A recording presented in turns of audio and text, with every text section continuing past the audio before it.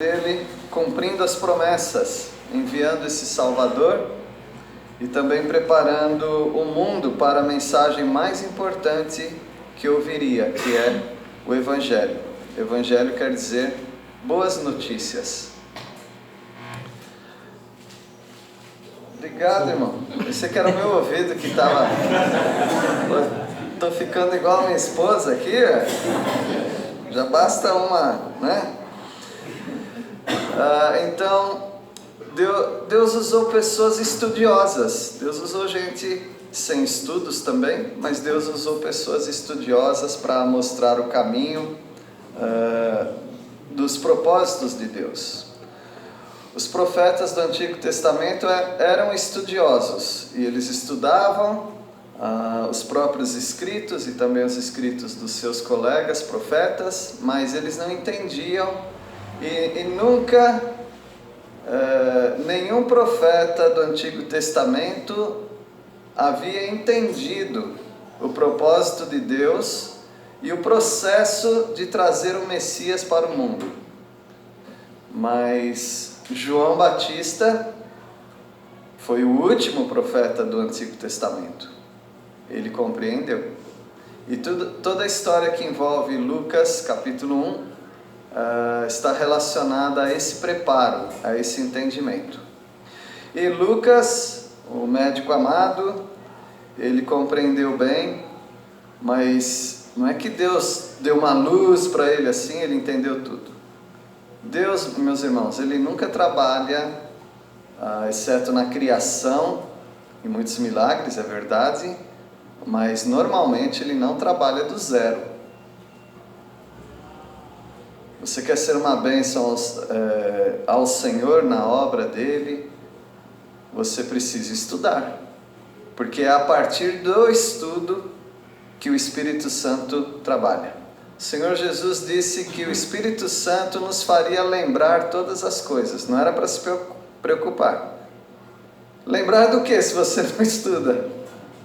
Ele vai lembrar daquilo que você conhece, daquilo que você estuda. E Lucas, ele empreendeu,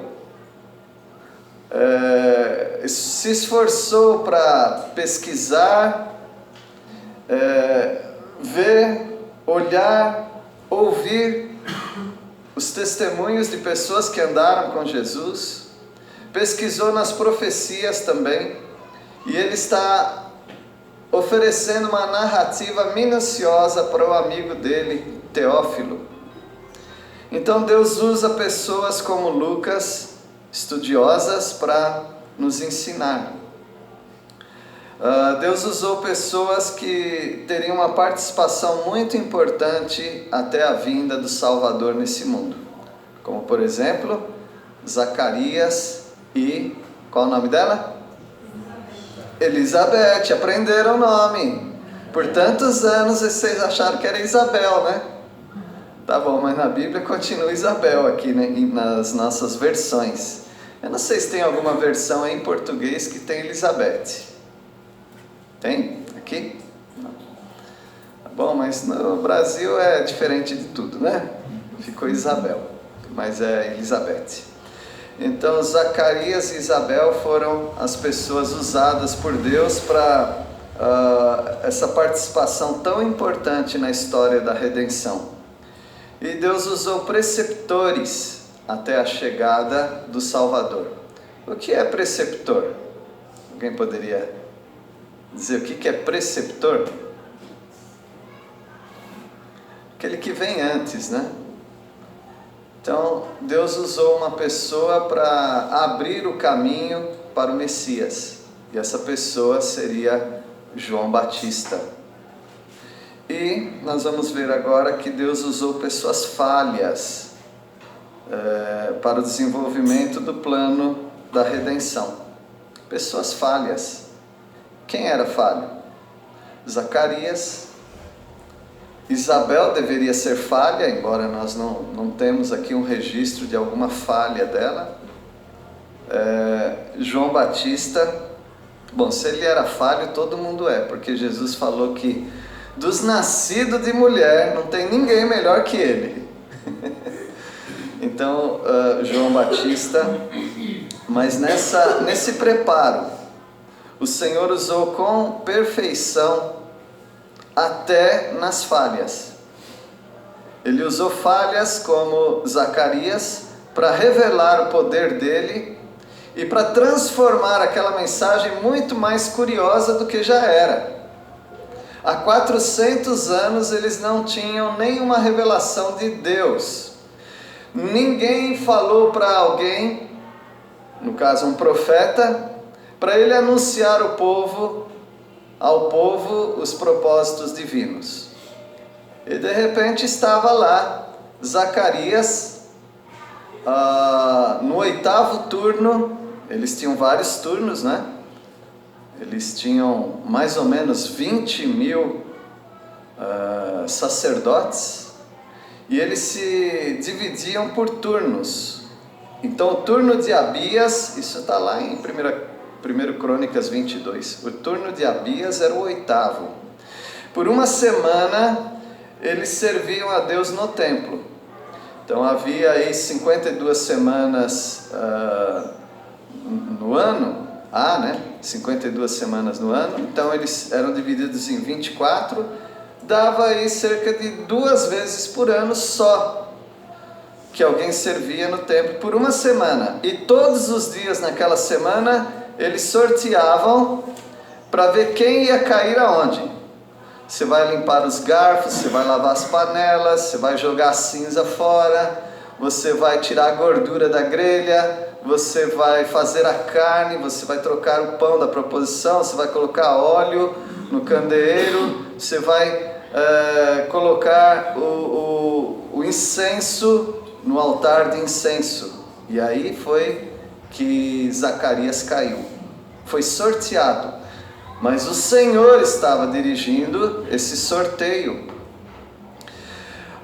E quando Zacarias estava lá, depois de 400 anos, aparece uma mensagem divina para alguém. Foi para ele. E ele devia ser uma pessoa perfeita, né? 400 anos sem nenhuma revelação. O porta-voz dessa revelação deveria ser uma pessoa perfeita para se reiniciar o ciclo de revelação divina de uma maneira magistral, né? Mas não foi isso que aconteceu. Porque Deus não está preso a escolher pessoas perfeitas. Ele aperfeiçoa as pessoas. E ele apareceu para Zacarias, e aqui nós vamos ver um pouquinho da falha de Zacarias. Ao notar aquele anjo, o anjo mensageiro, o anjo Gabriel, que aparece para Zacarias com uma mensagem riquíssima, a mensagem mais importante que o mundo já recebeu, uma mensagem mais importante do que o haja luz. A primeira mensagem que o mundo, o universo recebeu foi haja luz, não é? Ou até um pouco antes, quando Deus cria céus e terra. Mas agora vai vir a luz para o mundo em trevas. O mundo habitado por pessoas como você e eu, pecadores. E agora o Zacarias, ele tem o privilégio de receber essa mensagem. Deus estava em silêncio. E agora ele recebe essa mensagem. Nós vamos ver então a partir do versículo 18, Lucas 1, a partir do versículo 18. E eu peço para alguém ler o versículo 18. Então, perguntou Zacarias ao anjo: como sabereis isso? Pois eu sou velho, e minha mulher avançada em dias.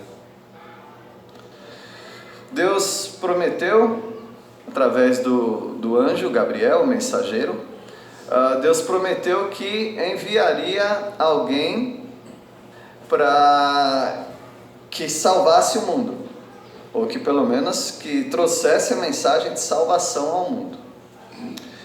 Só que antes disso, Deus queria alguém que aplainasse o caminho, porque o nosso mundo, meus irmãos, ele está cheio de calombo e lombada.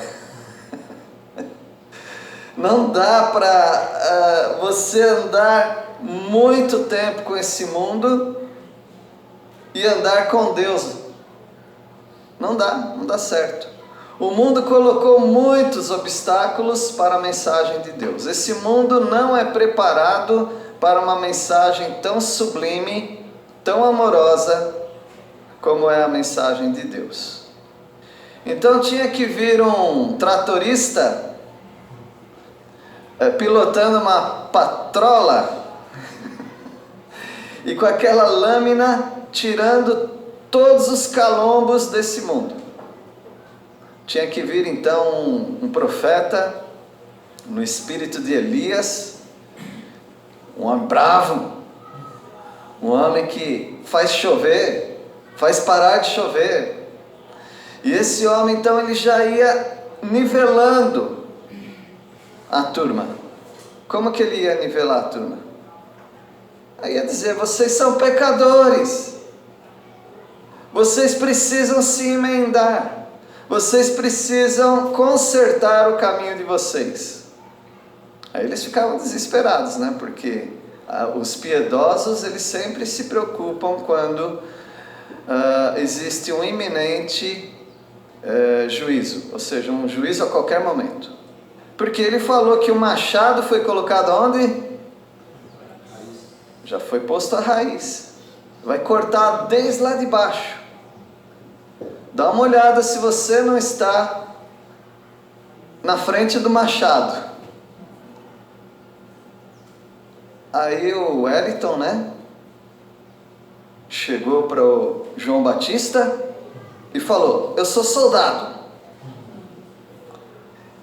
E quanto a mim, o que eu faço? Você lembra, soldado Wellington? Eu vou falar para você, tá? Você se contente com seu soldo. Um soldado vive do soldo. Soldo é o salário do soldado. Contente-se com seu soldo. Por que ele falou isso? Todo mundo tem que se contentar com seu salário. Mas naquela época, tá, soldado? Hoje não, tá? Naquela época, os soldados, eles ganhavam um pouco por fora também, através de coação, extorsão. Eles plantavam provas para enganar pessoas, daí para essas pessoas não serem presas, tinham que dar dinheiro para eles. Então, João Batista entendia das coisas. João Batista era o profeta de Deus para aquela época, para falar para cada pessoa, cuidar se elas não estavam na trajetória do machado, porque o machado vai cair sobre a raiz. Quem sabe você seja uma dessas. Então ele falou para os soldados, ele falou para outras pessoas, outras coisas. Ele falou para Herodes: você é uma raposa, Herodes.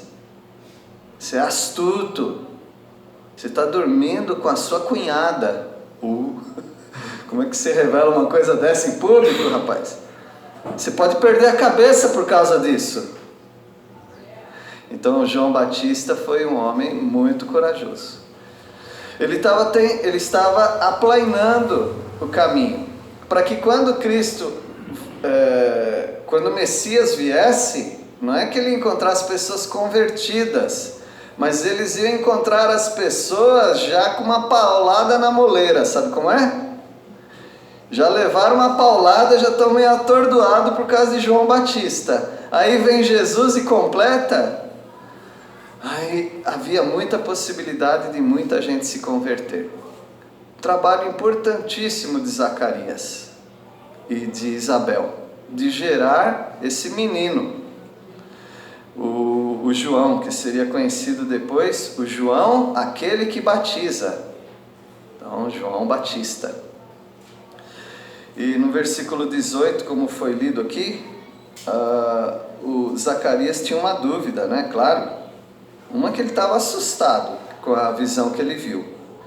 Agora o anjo fala aquilo que ele vai ser a pessoa que vai trazer ao mundo o preceptor, ou aquele que abriria a porteira para o Messias trabalhar. E esse homem deveria ser totalmente do Senhor, desde o ventre materno. Ele foi escolhido pelo Senhor. Então Deus falou, ele não vai beber vinho, não vai comer uva, vai ser o quê? No Velho Testamento, como que era uma pessoa assim? O Nazireu. Não é Narizeu, tá? É Nazireu. E ele tinha uma grande responsabilidade. Interessante, né? Por que Deus não fala direto com as mulheres, que é muito mais fácil, né? Toda vez que ele vai falar com o homem, dá um enrosco. Foi assim com Manoá, lembra? Manoá era pai de quem? Sansão. Manoá, né, se falasse com a esposa direto já estava tudo certo. Mas Deus queria talvez envergonhar os homens, né? Mostrando como que muitas mulheres eram piedosas, esperavam no Senhor, como Ana, como a esposa de Manoá. Devia ter nome, mas eu não sei o nome dela, acho que não fala, né? Não fala. Mulher sem nome, né? E agora Deus não falou direto com Isabel, ele falou com Zacarias. E Zacarias, essa palavra aqui, eu leria assim, só sem saber o contexto, eu leria assim. Ele não está falando a mentira. Ele está falando, como que eu vou saber disso? Boa pergunta. Como é que eu vou saber que está chegando o momento de apresentar a minha esposa ou ao povo um filho que vai vir de nós? Como que eu vou saber? Eu sou velho. A minha mulher já é velha também, né? E como vai ser isso? Talvez fossem perguntas lícitas, mas você sabe que essas perguntas ofenderam a Deus. Não era para ele fazer essas perguntas, porque por trás dessas perguntas vai um elemento chamado dúvida, incredulidade. Não foi simplesmente, Senhor, obrigado por participar desse processo e desse privilégio. Eis-me aqui. Não. Ele faz pergunta como se Deus não tivesse pensado nessas coisas, né? Como Sara que riu, e o anjo falou, você riu? Não ri não, riu sim. Sobre dúvida, eu tenho algo que há muito tempo lendo um livro, eu peguei isso daí, tenho uma firmeza muito grande sobre isso, que esse livro fala que o medo, a dúvida, é incerteza, o medo, a dúvida, a incerteza da realidade e da verdade. É meio difícil. Sim, mas pensando na... O medo é a incerteza da realidade da verdade. Pensando na definição de fé, que é a certeza das coisas que não se veem, faz todo sentido. O anjo respondeu para ele. Agora, interessante, irmãos, todos esses que eu mencionei, apesar da dúvida, apesar da incredulidade, Deus usou. Se Deus vai ficar desclassificando pessoas assim, então não sobra ninguém, né? Só você. Mas Deus resolve usar pessoas mesmo com dúvidas. Elas têm algum prejuízo. Deus vai usar você. De uma maneira ou de outra, Deus vai te usar. Só que às vezes você vai ser usado sofrendo algum prejuízo. E o anjo responde assim, versículo 19, alguém pode ler? Respondeu-lhe o anjo, eu sou Gabriel, que assisto diante de Deus, e fui enviado para falar-te e trazer-te essas boas novas. É como se Gabriel estivesse dizendo, ô João, não tem nada a ver com isso, não mate o mensageiro. Não discuta comigo, eu sou Gabriel, Eu sou aquele que estou diante de Deus. É verdade, mas eu não sou Deus. E eu fui enviado para trazer essa mensagem para você, essas boas novas. Mas como ele é o anjo, vindo da parte de Deus, com a autoridade de Deus, eu não sei se isso já estava combinado lá no céu. Deus falando para Gabriel: Gabriel, você vai falar, ele vai vir com umas perguntinhas aí, depois você já vai falar o que vai acontecer com ele, tá? Porque Deus já sabe as coisas de antemão. Então Gabriel não tinha que voltar para o céu e falar: olha, eu falei com ele, mas ele parece que ficou meio com dúvida. Não, ele já tinha o plano divino para operar naquele momento, que é o versículo 20. Alguém pode ler? Agora, porém, você ficará mudo até os dias em que essas coisas acontecerão, pois não acreditou em minhas palavras, que se cumprirão no devido tempo. Então ele não acreditou. Meus irmãos, isso é uma coisa interessante que acontece conosco também. Talvez você fale algumas coisas e você demonstre algumas coisas que para nós está tudo bem. Ao ler esse versículo, talvez você tenha que fazer uma conexão com o versículo 20. Ou seja, quer dizer que ele foi incrédulo? Pensei que ele estava só perguntando. Perguntar não ofende. Mas a palavra de Deus revela isso para nós. Ele foi incrédulo. Ele não acreditou nas palavras. Quando ele perguntou: como saberei disso? Ele já estava duvidando. Eu sou velho, minha esposa também. Ele já estava colocando obstáculos. E por isso ele recebe a divina punição. Vai ser uma bênção, porque ele vai ser o pai do preceptor, o Messias. Mas ele vai receber essa punição. Ele vai ficar em silêncio, como diz o original, né? Você vai ficar em silêncio. E aqui você vai ficar mudo mesmo. Você não vai falar. Até quando? Não é que ele não vai falar porque ele vai guardar segredo. Ele não vai falar porque ele não vai conseguir falar. Ele tentou até falar, mas ele não conseguia. Foi uma punição de Deus pela incredulidade dele. Até que aconteça, até que o filho dele nasça, ele não vai falar. Não acreditou na minha palavra, e no tempo certo Deus vai cumprir essas palavras. Pessoas falhas, mas Deus usa. Se alguém aqui já descambou para não obedecer a Deus, não vou obedecer a Deus porque eu não consigo mesmo, eu sou cheio de falhas. Deus usa pessoas falhas. Deus pode usar você, ainda no seu estado de falhas. Deus usa. E no versículo 20, você tem dentro do templo você tem uma expectativa. Talvez a expectativa: será que hoje, eu que fui sorteado para fazer isso, aquilo, será que Deus vai aparecer? Porque todo mundo esperava que algum dia Deus voltasse a falar com o povo através do templo. Então havia uma expectativa de cada sacerdote, de cada levita que trabalhasse no templo. Mas também do lado de fora havia uma expectativa. Até hoje há o pessoal lá na Praça São Pedro, né? Para ver a cor da fumaça. É a expectativa desse mundo. Nós não temos. Agora eu fiquei impressionante como tinha crente torcendo.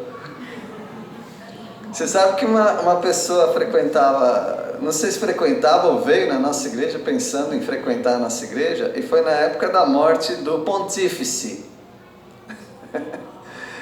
Do pontífice que morreu naquela época. E ele morreu e eu não mencionei nada.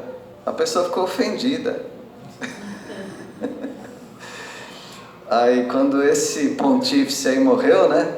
Eu perguntei para o meu vice-presidente: e aí, você acha que eu tenho que falar alguma coisa? Alguém vai embora da igreja porque eu não mencionei? Ele falou: não, deixa quieto. o Zacarias estava lá dentro e o povo lá fora esperando. Será que aconteceu alguma coisa? Será que dessa vez Deus falou com esse turno, o 8º turno aí de Abias, a turma? Veja o versículo 21. O povo estava esperando a Zacarias e admirava-se de quanto tempo, de que tanto se demorasse no santuário. O pessoal se preocupava com os sacerdotes, né? E, aliás, quando um velho fica muito tempo trancado no lugar, você tem que dar uma batida lá para ver se...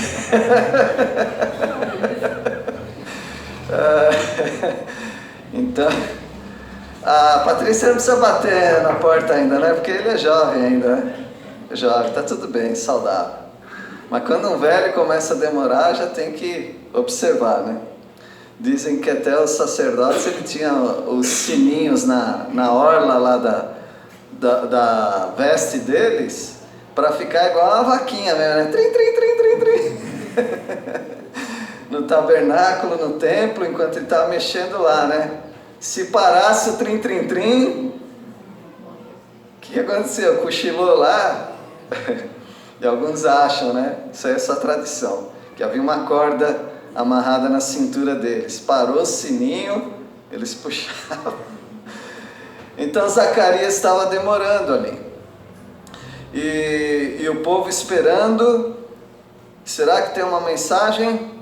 Aí no versículo 22. Quando Zacarias saiu, não lhes podia falar. Então entenderam que ele havia tido uma visão no santuário, que expressava-se por sinais e permanecia mudo. Então sai Zacarias ali, talvez assustado, não sei, mas mudo ele estava. E quando o povo percebeu que ele estava mudo, então eles falaram: aconteceu alguma coisa ali dentro. Deus falou com ele. Porque isso era muito comum, com exceção do Kenneth Hagin, que falava com Jesus pessoalmente, né? Ele diz nos livros dele, né? O Kenneth Hagin foi aquele que introduziu, através dos livros dele, no Brasil, a doutrina da prosperidade. A confissão positiva e essas coisas aí. Então ele disse que ele falava com Jesus cara a cara. Mas todas as pessoas que encontraram o Senhor, ou que o Senhor encontrou as pessoas, todas elas ficaram muito assustadas. João, por exemplo, no Apocalipse, a palavra de Deus diz que ele cai como morto.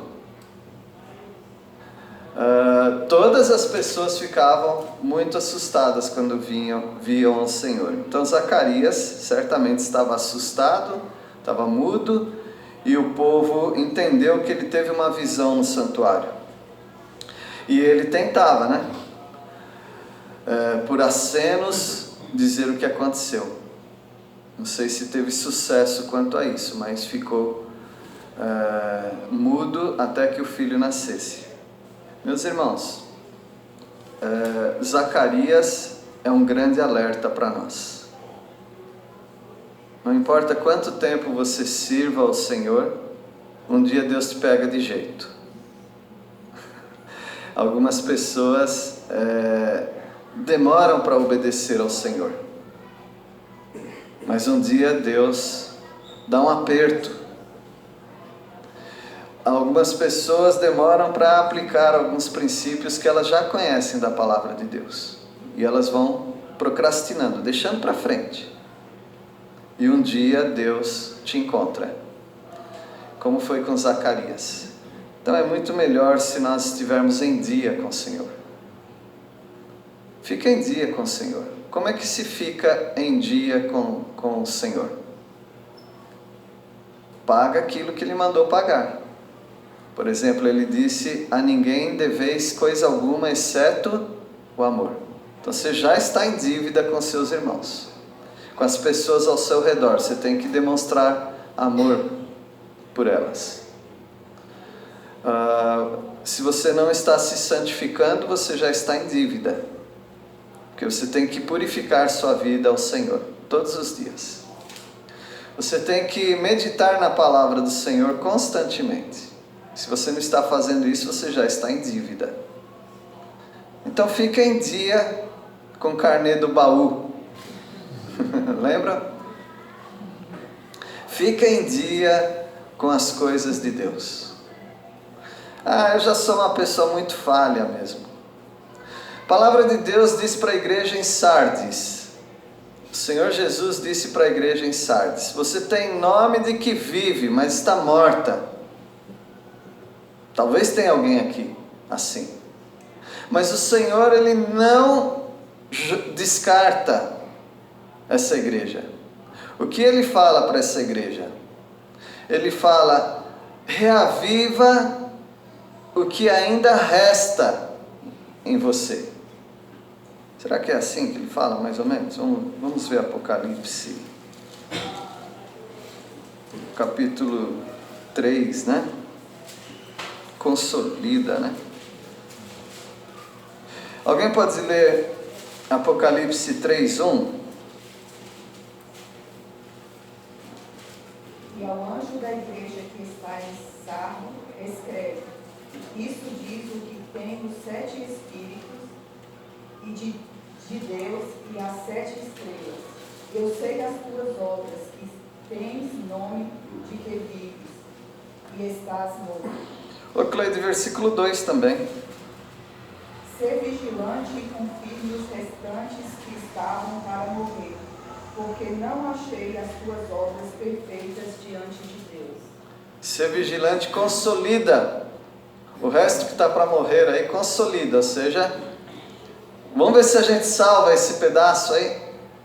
Então, meus irmãos, se alguém se acha muito falho, se alguém se acha já desqualificado, se alguém acha, não, Deus nem está olhando mais para mim porque eu já sou alguém fora dos planos dele. Consolida o resto. Deve ter alguma coisa aí ainda boa. Deve ter ainda alguma piedade, algum desejo de ser bênção, algum arrependimento de não ter sido aquilo que Deus queria que você fosse. Pega esse restinho, entrega nas mãos de Deus, e Ele pode multiplicar. Você não vai ter nem vasilha a mais para colocar tanto azeite, porque Deus faz isso com as pessoas que estão bem para baixo. E Deus fala então através de Zacarias, versículo 23.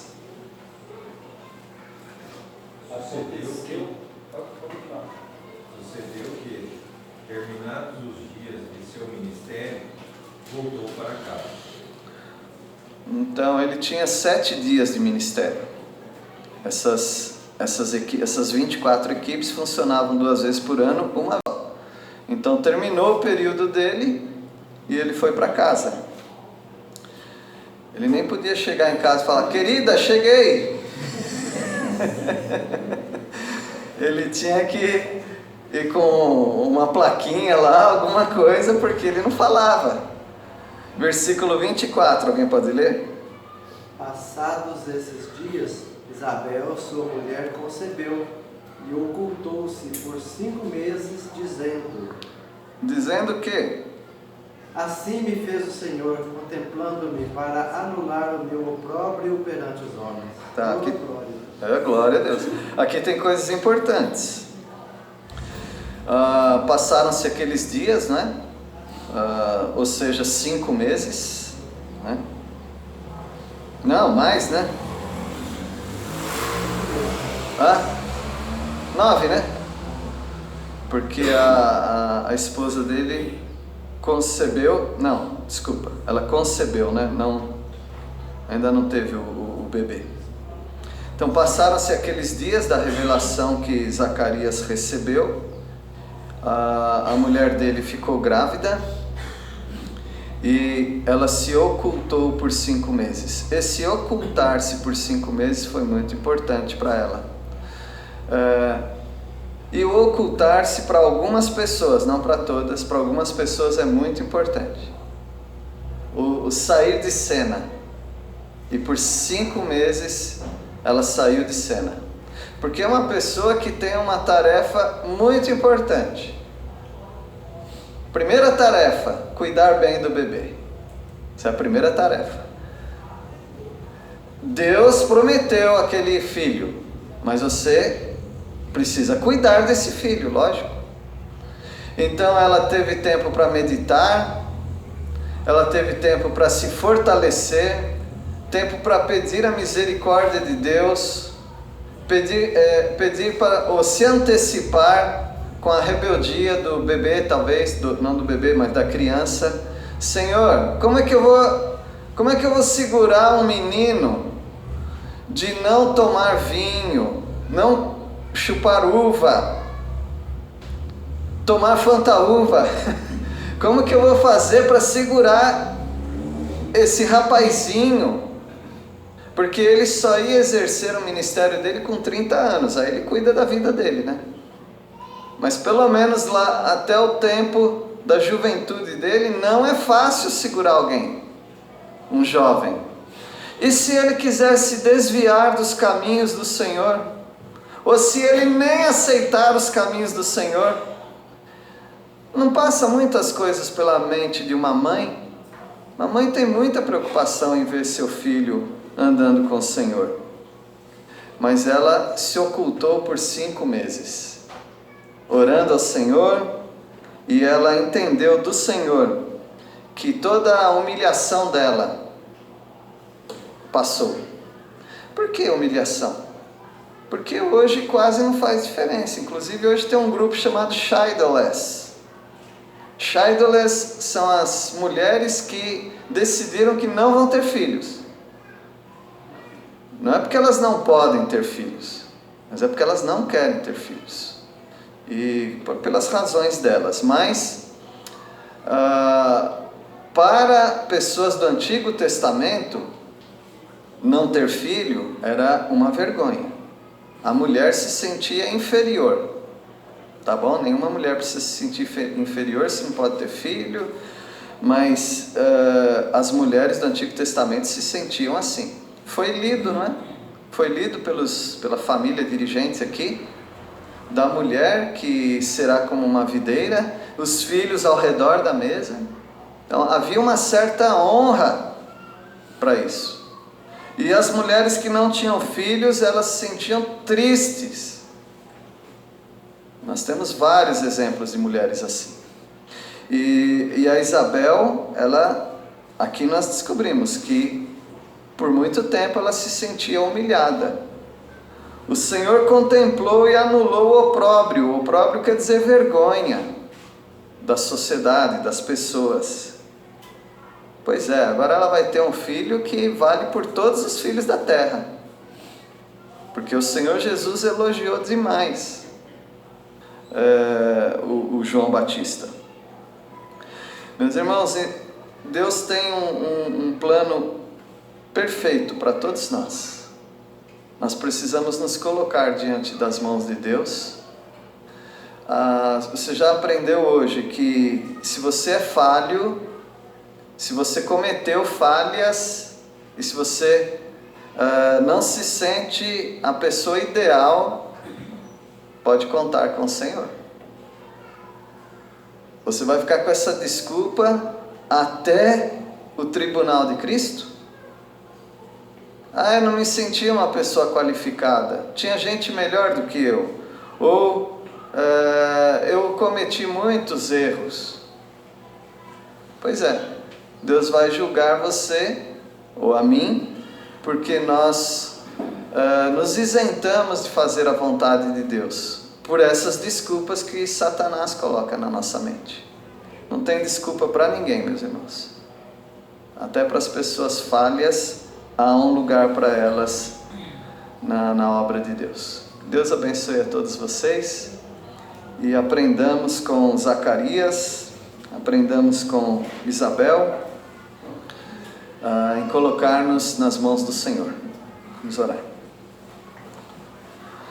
Agradecemos a Deus pela Tua Palavra, que tem sido tão clara para nós, através dos exemplos que observamos.